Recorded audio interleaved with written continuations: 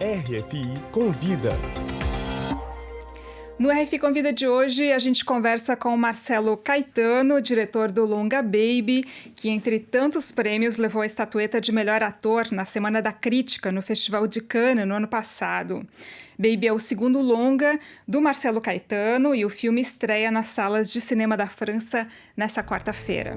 Trabalhando comigo, eu não sabia que vocês tinham exclusividade. O que foi isso? Se mete nisso não, vai. Você é meu, meu. Bobagem.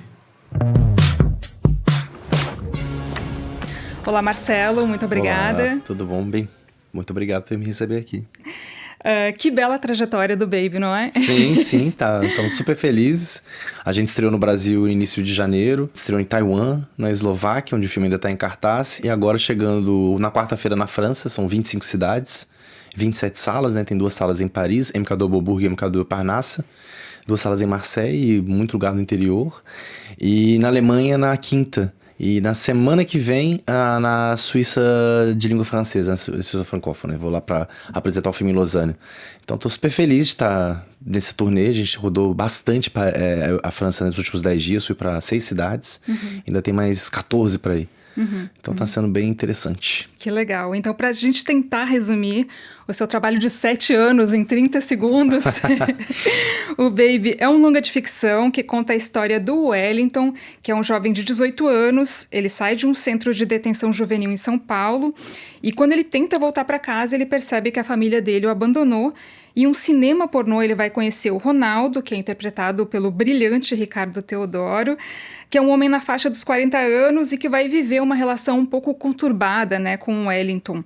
Uma relação de companheiro, um pouco de pai, de empregador, digamos assim, e que vai dar um rumo aí na vida nesse início de vida adulta do Wellington, né, que é ainda um adolescente ou um baby, né, como ele mesmo se define, né?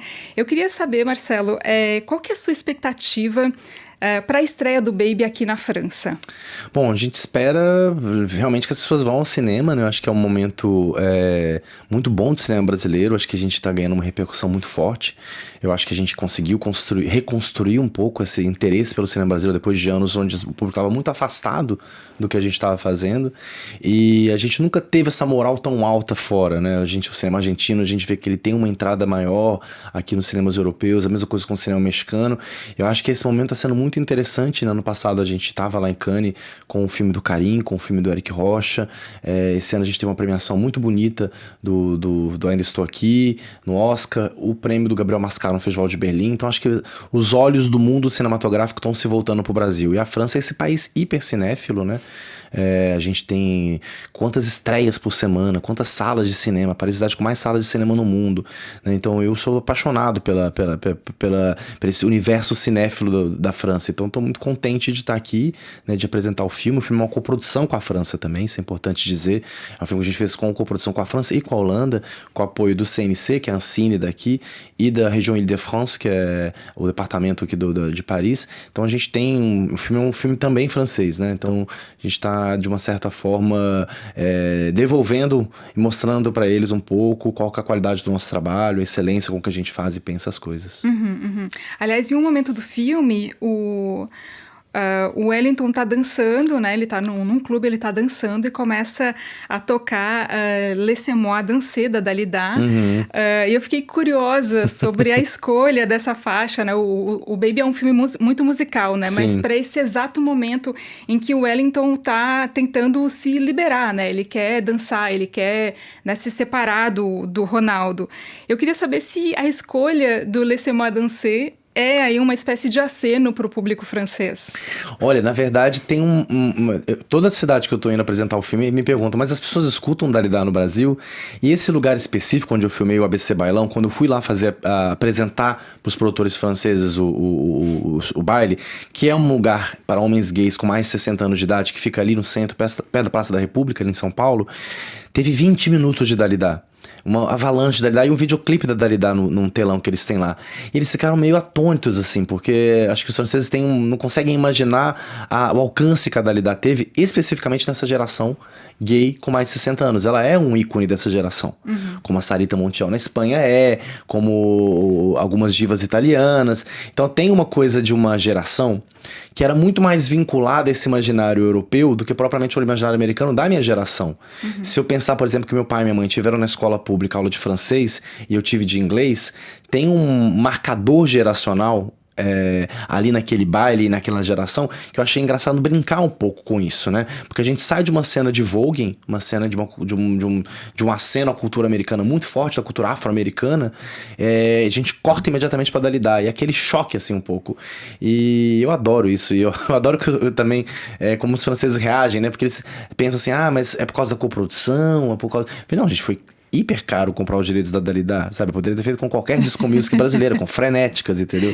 Mas foi justamente porque eu acho que tinha um comentário ali um pouco interessante sobre essa diferença geracional entre o Baby e o Alexandre, que é o personagem que ele conhece nessa noite. E o Baby, que é um filme muito musical também, né? Muito musical. Acho que o Baby a gente tem Tom Jobim, tem Alcione, tem Naná Vasconcelos, tem Urias, uma cantora maravilhosa da nova geração. Então acho que é interessante a gente poder fazer esses diferentes acenos. Tem Pisadinha, tem uma trilha de percussão que a gente fez que o Bruno Prado e o Kai Rolfson compuseram pro filme. Então, eu acho que assim, a gente tem muito orgulho da nossa música, né? Acho que o cinema e a literatura brasileira, a gente não são tão agraciados quanto a nossa música. Quando a gente fala da música brasileira, sempre todo mundo enche o olho, fala, nossa, isso é incrível. A gente tem muito orgulho. Eu acho que quando a gente vai fazer um pouco do nosso cinema, a gente tenta incorporar essa musicalidade do país, essa diversidade, né? Não só os meus filmes, mas os filmes do Carinha Inus, os filmes do Kleber Mendonça Filho, os filmes da Ana Molaete. São filmes hiper musicais, né? E que falam dessa diversidade musical do nosso país. Falando um pouquinho sobre a história do Wellington, né, que é uma história que é tão comum na comunidade LGBTQIA+, né, com rejeição, com exclusão, abandono da própria família, né? Mas, ao mesmo tempo, o Baby é uma história de família, né? Ou de famílias. De famílias, né? Eu acho que a gente está vivendo no Brasil uma disputa muito forte em relação ao conceito de família, né? Existem grupos conservadores, grupos que eu posso até chamar de extrema-direita, que estão tentando cristalizar a família numa só possibilidade, né? Que é a família biológica, sanguínea, pai, mãe, filhos heterossexuais, cis. E a gente, por vezes, a gente tem que mostrar um pouco que o conceito de família no Brasil tem que ser muito mais amplo. Tem as famílias monoparentais, as mães que criam os filhos sozinhos, tem as famílias homoafetivas de 2 mulheres, de 2 homens, de 2 pessoas trans. Você tem famílias...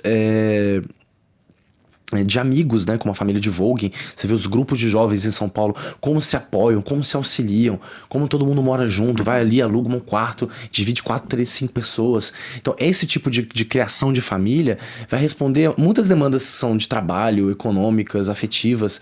E se a gente cede esse discurso que a família que importa, né, é unicamente a família biológica, e nesse momento onde a gente vê, por exemplo, Elon Musk, né, incentivando as pessoas a terem mais e mais filhos, e dentro de famílias heterossexuais e claramente brancas, né, porque é um discurso também racista, né, esse discurso que vai defender agora essa volta às grandes taxas de natalidade. É bom a gente olhar pro outro lado também e ver que tem muita família que segura a onda de muita gente, especialmente as pessoas queer.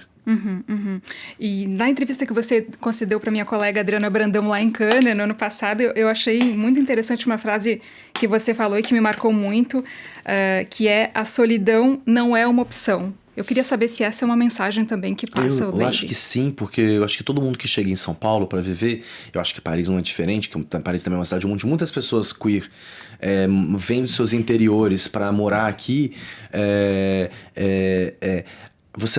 Você ficar sozinho pode significar não só um problema de saúde mental, né, um isolamento, uma relação com o trabalho uma relação de vida muito exclusivamente dedicada ao trabalho. Então, você procurar construir vínculos, você procurar construir famílias, você procurar construir um universo em torno de você, vai te ajudar não só a sobreviver, mas você construir um mundo, um imaginário. Porque eu acho que as pessoas que vão se contentando a essa lógica da solidão, né? Que aqui em Paris o pessoal brinca que é o metrô boulot dodo. Né? Exatamente. E não é muito diferente de São Paulo, né? São Paulo, se você puder pegar o metrô e ir pro trabalho, voltar e dormir, tu vai fazer isso, entendeu? Então, essa lógica de você tentar romper com esse ciclo, construir vínculos e imaginar também, porque muitas vezes no cinema queer, na literatura queer, no próprio audiovisual queer como um todo, a gente vê muitos homens sozinhos, muitas mulheres sozinhos em seus apartamentos, numa construção de vida que não... Faltam imagens coletivas, falta coletividade, falta a gente ver esses grupos queer, essas pessoas se formando. Então acho que pra mim é muito importante construir esse tipo de imaginário, de lutar por esse tipo de imaginário, porque eu acredito que a gente sozinho, a gente pode ser realmente esmagado por essa vida nas grandes cidades. O filme se passa em São Paulo, né, que é um cenário que é facilmente identificável, eu diria, para uma maioria do público brasileiro, e tem uma linguagem e uma temática também, né, e temáticas que são muito próprias do Brasil. E eu queria saber um pouquinho da sua expectativa em relação ao público estrangeiro, né, que não tem todos os códigos, né, mas Não. que pode compreender essa história. Olha, ano passado eu fui para 19 países apresentar o filme. Eu fui não só aqui para França, eu rodei bastante aqui, mas fui para Cuba, fui para o filme estreou na Ásia, fui para Polônia. Então eu tive todo tipo de resposta em relação ao filme. E eu acho assim, que o que eu aprendi um pouco no Baby, e que é uma coisa que talvez no meu primeiro filme eu não soubesse muito como fazer, é que a gente tem que traduzir essas características da identidade nacional brasileira em linguagem cinematográfica. A linguagem cinematográfica, ela é universal. Ela tem não é que ela seja totalmente universal, mas ela tem uma capacidade de alcance universal muito forte. Então, quando a gente aprende, por exemplo, mas essa música brasileira ou esse comportamento brasileiro, eu tenho personagens que são evangélicos, todas essas questões eu ficava me colocando na minha cabeça, como é que eu vou traduzir isso? E a resposta é sempre se traduz pelo cinema. Traduz pelo cinema, traduz pelo olhar, traduz pela mise-en-scène, pela construção da cena, pela construção dos diálogos, pela construção dos... Porque no fundo, eu tenho um privilégio de trabalhar com uma arte que eu posso viajar o mundo com ela. Né? E a gente não precisa fazer concessões em relação à nossa cultura brasileira. Eu acho que o filme é muito brasileiro. É um filme que foi financiado pela França, pela Holanda e pelo Brasil, mas ele é muito brasileiro. É uma história que só poderia se passar em São Paulo, mas ela é contada de uma forma onde ela pode ser entendida no mundo todo. Falando um pouquinho, Marcelo, desse boom que o Brasil está vivendo, né, essa espécie de renascimento depois dessa tentativa de desmonte do governo Bolsonaro, né, que o cinema brasileiro tá vivendo nesse momento. A gente tem visto produções brasileiras triunfando aí, né? A gente teve o primeiro Oscar, os filmes brasileiros estão brilhando em festivais aí mundo afora. Eu queria saber como você, que faz parte dessa nova empoderada geração de cineastas brasileiros, está vivendo esse momento. Olha, é muito legal porque eu, na verdade, eu não fiz faculdade de cinema. A minha escola de cinema foi o set de filmagem. E eu fico muito feliz porque, por exemplo, eu fui assistente de direção do Gabriel Mascaro. Eu trabalhei no casting dos filmes do Kleber, eu fiz o Aquário, eu fiz o Bacurau, eu fiz o filme novo, Agente Secreto, que está agora em finalização aqui em Paris, o Kleber está aqui agora finalizando o filme. Eu fiz assistente e roteiro com a Ana Mulaerte. Então, a gente pôde trabalhar junto todo mundo. A gente pôde trabalhar nos filmes dos outros, ler uns dos projetos dos outros. Então, é uma construção que se dá coletivamente, né? Essa minha defesa, de novo, para escapar da solidão, essa imagem que a gente tem da direção, do diretor, da diretora isolado, criando ali, dando ordens para a equipe, assim, isso foi muito bonito, que eu faço parte de uma geração que diz, cara, não é bem assim. O bom cinema é um cinema menos hierárquico. O bom cinema é um cinema mais horizontal possível, oriental. Mas isso a gente aprendeu muito tempo com o cinema oriental, né? O cinema de Hong Kong é um cinema assim, o cinema de Taiwan, trabalhava nos filmes dos outros. Então, esse aprendizado, assim, da gente pensar uma nova forma de cinema, me deixa muito feliz. Porque não é só a mente de um diretor genial que criou uma história genial e tem ali grana para poder bancar e fazer aquilo. É um trabalho coletivo e é bonito ver, por exemplo, como por exemplo, Walter Salles, um lugar de poder que ele tem, no lugar que ele tá, ele cita o Baby nas entrevistas, ele cita Humanas, que estreia semana que vem aqui na França também nas entrevistas, né? O Malu, que é um filme belíssimo feito ano passado. Então, a gente tem que puxar um ao outro e entender que isso é importante, porque o cinema brasileiro só vai se afirmar enquanto ele for uma cena. Assim como os argentinos fizeram. A gente tem que criar essa cena, essa onda, essa vaga, né? Estamos criando. Estamos criando. Marcela, deixa o microfone aberto para você, então, convidar o nosso público para a estreia do Baby aqui na França. Bom, público... Os brasileiros na França, brasileiras na França e seus amores e familiares, amigos, para assistir o Baby, que vai estar em cartaz aqui em Paris, no MK2 Beaubourg e no MK2 Parnasse, também no Méliès de Montreuil, e mais em 24 cidades no interior da França. Semana que vem a gente abre ainda mais cidades, estreia em Lille, estreia em Toulouse. Então a gente está muito feliz de poder mostrar esse filme aqui. O Baby fala dos amores impossíveis, das paixões, das cicatrizes, né, que esses amores nos deixam. Acho que todo mundo vai se identificar.